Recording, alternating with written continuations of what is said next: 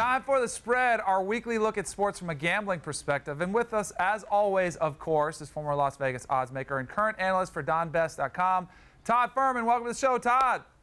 What's going on, boys? All right, Todd. This week, Andrew Wiggins broke my heart as a Florida State guy, and he committed to Kansas on Tuesday.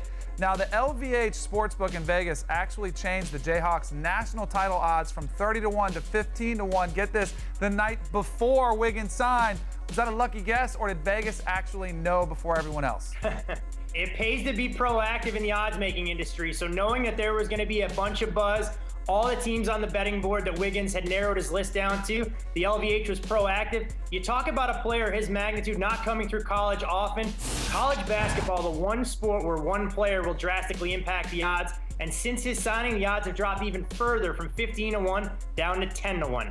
Nice. Well, also, Todd, you recently posted a video on Don Best talking about money management. I thought you would talk about Mayweather, so I was shocked to find out it was real money management. And your #1 tip, why don't you sell my man Danny right here so he doesn't end up on the next 30 for 30 edition of Broke? Well, the #1 unofficial tip is to avoid Reese's selections at all costs, Danny. So that one we can check off the list. But you know, money management, guys, when you're a gambler, there's a couple different ways to approach it. If you want to be in the game for the long term, limit the size of your bets based on your bankroll. One of those theories is called the Kelly criterion, going about 2.5 up to 5% of your bet spread. But the real gamblers out there, when they see an edge, they're going to fire as much and as heavy as the casinos will let them.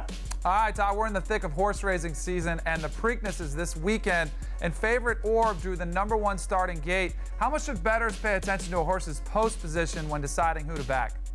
It's actually a big factor. When you look at Orb drawing that rail at evens, I mean, it's a delicate position considering that we've only seen one horse the last 52 years in the running of the Preakness win from there, and that was back in 1994 when Tapasco Cat did it. You know, to put in perspective what else went on in 1994, Danny, you threw for 2,700 yards, but your touchdown interception ratio at Florida State wasn't that impressive. Only 17 TDs to 13 interceptions. Oh, come on. I was a first-year starter. Come on. You got to take that into consideration. Come on. I think I had a better year than you. I kissed my first girl to another bad creation.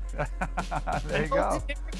Then, but, you know, hey, we come to big things our ESPN, you guys. That's right. All right, Todd, finally, what is your pick? Who is your pick, rather, to win the Preakness, and what is the over-under on the number of people that get robbed because they wandered into Baltimore?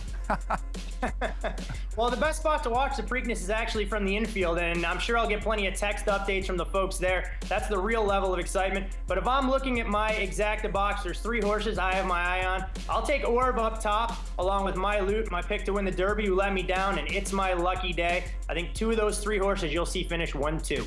You heard it from Todd Fuhrman. He likes My Loot. He also says stay out of Baltimore. Columnist for Outkick the Coverage and analyst for DonBest.com. You got any parting shots about my Redskins next year? Let's hear it.